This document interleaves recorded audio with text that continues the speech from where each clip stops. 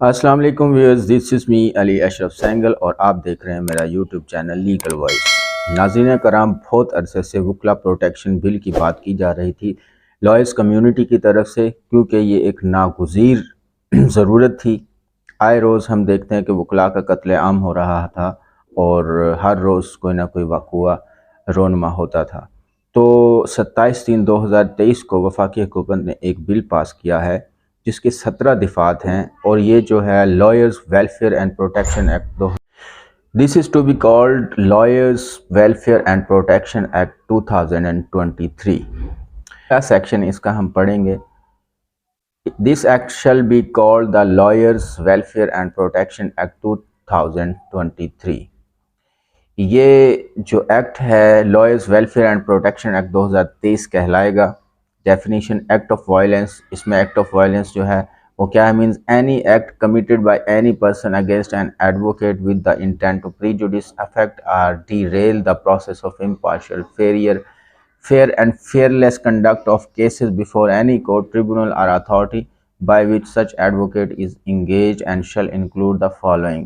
यानी कि किसी भी कोर्ट, अथॉरिटी या ट्रिब्यूनल जिसमें कोई वकील अपना केस लड़ रहा है, उसके अंदर उसको इंटरप्ट करना, उस प्रोसेस को डीरेल करने का जो एक्ट है वो एक्ट ऑफ वायलेंस होगा। और इसके अंदर दूसरे इसका जुज एक जो है वो हम पढ़ेंगे harassment, coercion, assault, criminal force or threat impacting the living or working conditions of such advocate and preventing him from discharging his duties। यानी कि किसी भी वकील को जोर ज़बरदस्ती क्रिमिनल फोर्स से उसके काम में रुकावट डालने या उसको रोकने की, उसके जो फ़राइज़ हैं उनकी अंजाम दही में रुकावट डालना, ये इसमें एक्ट ऑफ वायलेंस में शुमार होगा।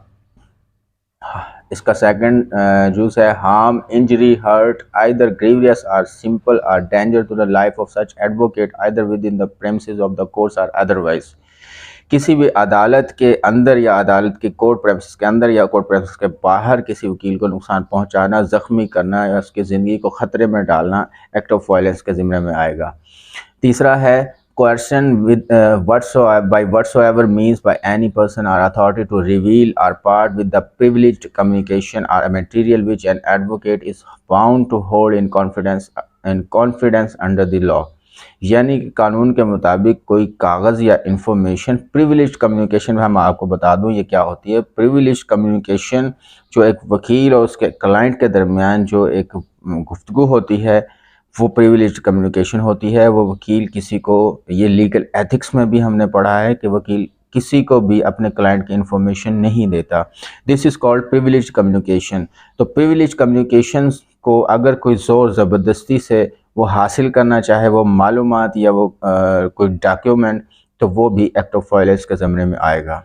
चौथा इसका जो है कोercion by whatsoever means of an advocate not to represent or to withdraw his वकालतनामा or appearance to act, plead or appear on behalf of a client before any court, tribunal or authority।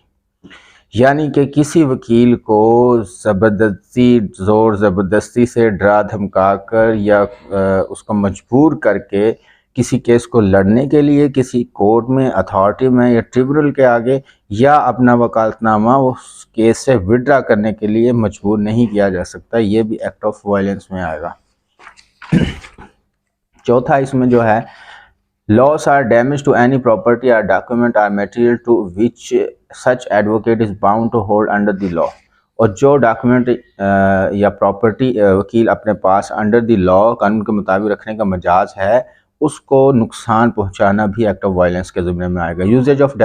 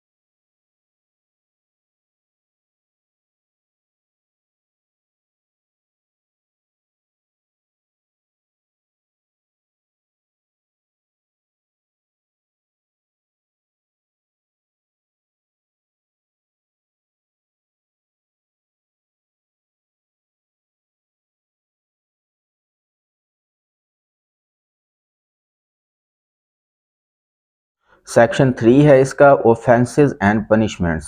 Whoever commits or abets the commission of an act of violence except an act of violence covered by subclause 2 of clause A of subsection 1 of section 2 against an advocate there shall be punishable with imprisonment for a term which may extend to 3 years or which are with fine which may extend to 100,000 rupees or with both.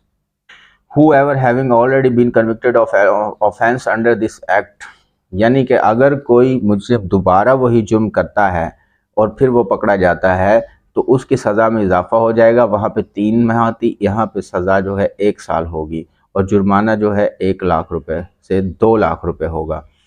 Section 4 है इसका, सब section 4 है, notwithstanding anything content in the code or any other law for the timing in force every offence committed under this act shall be non bailable compoundable with permission of the court and deemed to be a cognizable offence within the meaning of clause 1 of section 4 of the code and the words cognizable case as defined in the clause shall be construed accordingly. तमाम जराइम जो है इस act के मुताबिक वो नाकाबिल ज़मानत हैं, compoundable with permission of court हैं, अदालत की मर्जी से अदालत की इजाज़त के साथ काबिल राज़ीनामा है और कॉग्निजेबल ऑफेंस है, यानी कि इनमें काबिल दस्तअंदाज़ी पुलिस हैं, उस पर पुलिस विदाउट वारंट उस मुजरिम को गिरफ्तार या मुजरिम को गिरफ्तार कर सकती है।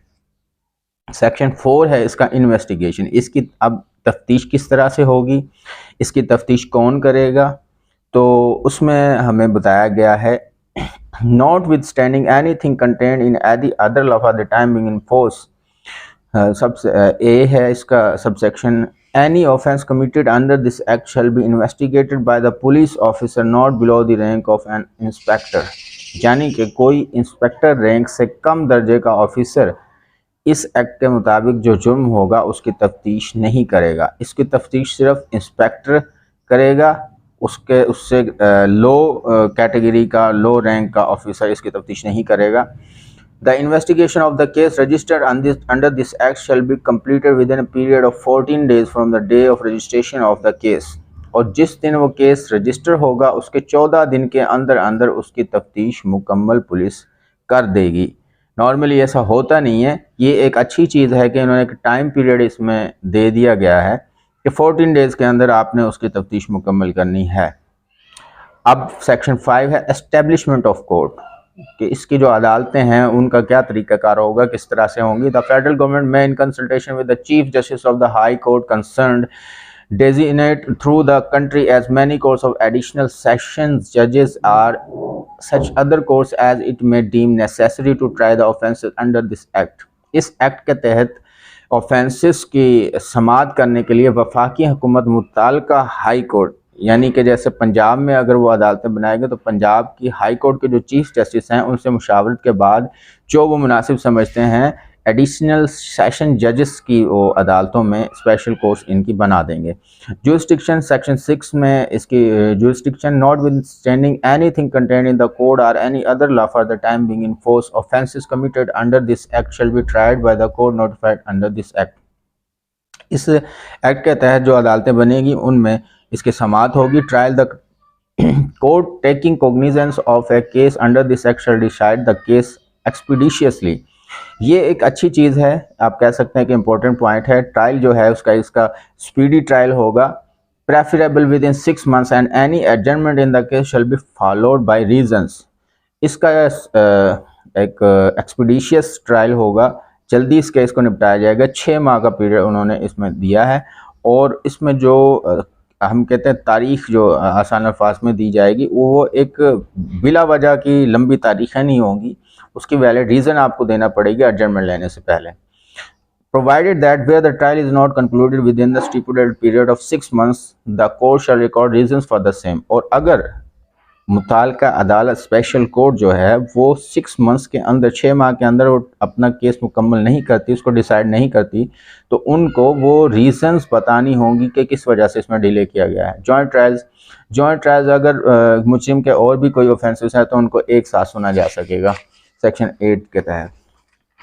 सेक्शन 9 है, प्रिविलेज्ड कम्युनिकेशन ऑफ एडवोकेट। अब इसमें प्रिविलेज कम्युनिकेशन के बारे में हमें बता दिया गया है। नो पर्सन, पब्लिक सर्वेंट और any authority shall have the power to arrest, detain, investigate any advocate under any law for the time being enforced to obtain any document, material or any information from such advocate pertaining to his professional duties. कोई सरकारी अफसर authority किसी वकील को गिरफ्तार नहीं कर सकता, उसको हब्से भेजा भी नहीं रख सकता किसी डॉक्यूमेंट को हासिल करने के लिए, किसी तफ्तीश के सिलसिले में, save in accordance with law.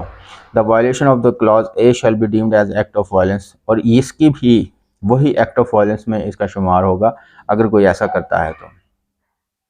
Section 10 है, इसका चैप्टर 3 है, वेलफेयर ऑफ एडवोकेट्स। इसमें लीगल एडवाइजरी है। लीगल एडवाइजरी हर प्राइवेट कंपनी कम से कम एक लीगल एडवाइज़र अपने कंपनी के लिए रखेगी, और एक वकील 3 से ज़्यादा कंपनियों के साथ एट ए टाइम जो है वो लीगल एडवाइज़र नहीं हो सकेगा। ये एक अच्छी चीज़ है।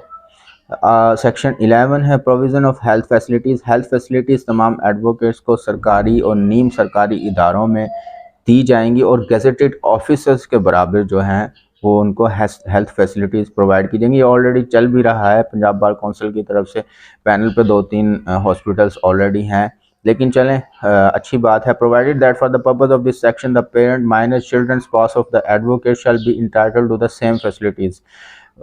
वकील साहब के जो माँ बाप हैं, जो बच्चे हैं और उनके बीवी है, वो इससे इस्तेफ़ादा हासिल कर सकते हैं।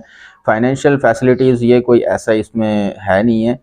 Financial institutions shall extend to the advocates the provision of financial facilities without discrimination. किसी भी बिला इम्तियाज़ वकीलों को जो फाइनेंशियल इंस्टीट्यूशंस है वो डील करेंगे। Not such an exceptional case.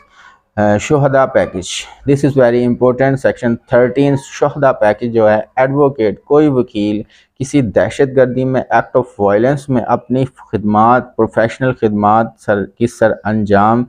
Professional खिदमात की अंजाम दही के दौरान अगर शहीद हो जाता है तो उसको जो 18 ग्रेड के गज़टेड ऑफिसर्स, गवर्नमेंट के गज़टेड ऑफिसर्स 18 ग्रेड के, उनके मुताबिक उनको शुहदा पैकेज के उनके वारसान को वो दी जाएंगी सहूलियात, मुराद, या जो भी आप कह सकते हैं। Power to make rules, section 14 है, government federal government make rules to carrying out the purpose of this act. वफाकी हुकूमत जो है वक्तन फ़ौक्तन इसमें नोटिफिकेशन के ज़रिए वो इसमें रूलिंग देती रहेगी।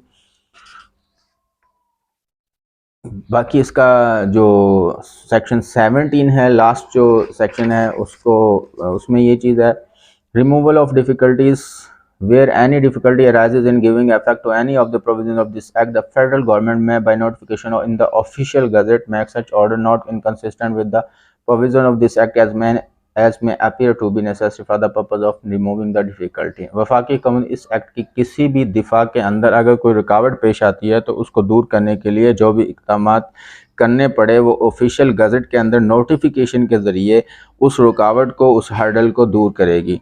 उम्मीद है कि ये एक अच्छी चीज़ है, और इसमें मुझे जो इसमें अच्छी चीज़ लगी है वो ये है कि टाइम पीरियड दिया गया है उसको। वकील साहब के पहले तो पर्चा ही दर्ज नहीं होता था, अब ये होगा कि कम से कम FIR दर्ज हो सकेगी, और फिर 14 डेज़ के अंदर आई होप सो कि पुलिस जो है, हमारी पुलिस 14 डेज़ के अंदर उसकी इन्वेस्टिगेशन कंप्लीट करेगी, और विद इन 6 मंथ्स अदालतें उन केसेस को निपटाएंगी, उनको वाइंड अप करेंगी।